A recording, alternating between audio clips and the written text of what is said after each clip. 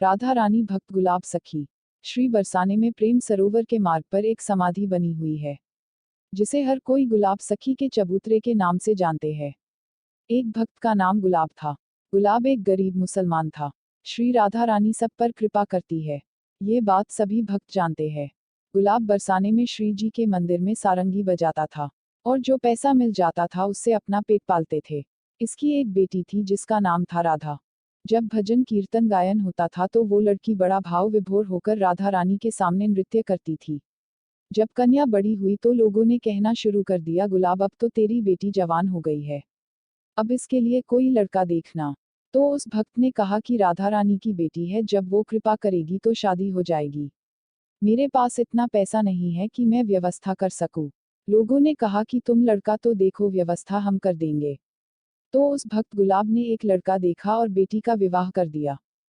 बेटी चली गई अपनी ससुराल। 3 दिन हो गए पर बेटी को भुला नहीं पा रहा है। खाना पीना सब छूट गया, ना सारंगी बजाए ना समाज गायन में गया, लेकिन एक दिन रात्रि को श्री जी के मंदिर के द्वार पर बैठ गया। श्री राधा जी गुलाब सखी से बोली। ठीक रात्रि के 12 बजे उसे एक आवाज सुनाई दी। तभी एक छोटी सी बालिका उसे दौड़ती हुई दिखाई दी और गुलाब सखी के पास आई और बोली कि बाबा बाबा, आज सारंगी नाय बजाएगो, मैं नाचूंगी। जब उसने आंख खोल के देखा तो एक सुंदर बालिका खड़ी है। उसने पास रखी सारंगी उठाई और बजाना शुरू कर दिया। वो लड़की नृत्य करते हुए सीढ़ियों की ओर भागी। गुलाब ने अपनी सारंगी रख दी और राधा राधा कहते हुए उस लड़की की ओर दौड़ा। लेकिन उसके बाद वो वहां किसी को नहीं दिखा। श्री जी में समा गया। लोगों ने सोचा कि इसका खाना पीना छूट गया था, कहीं ऐसा तो नहीं कि पागल होकर मर गया हो। गोस्वामी जी के सामने अचानक गुलाब सखी आ गए। लोग भूल गए, महीनों निकल गए। लेकिन एक दिन रात्रि में गोस्वामी जी राधा रानी को शयन करवाकर मंदिर की परिक्रमा में आ रहे थे, तो झाड़ी के पीछे से निकला। पुजारी ने पूछा कि कौन है। वो बोला, तिहारो गुलाब। पुजारी ने कहा कि गुलाब तो मर गया है। उसने कहा कि मैं मरा नहीं हूँ, श्री जी के परिक्रमा में सम्मिलित हो गया हूँ। गोस्वामी जी ने पूछा कि कैसे। तो उसी समय गुलाब ने गोस्वामी जी के हाथ में पान की बिरी रखी, जो अभी अभी राधा रानी को शयन के समय भोग लगा के आए थे।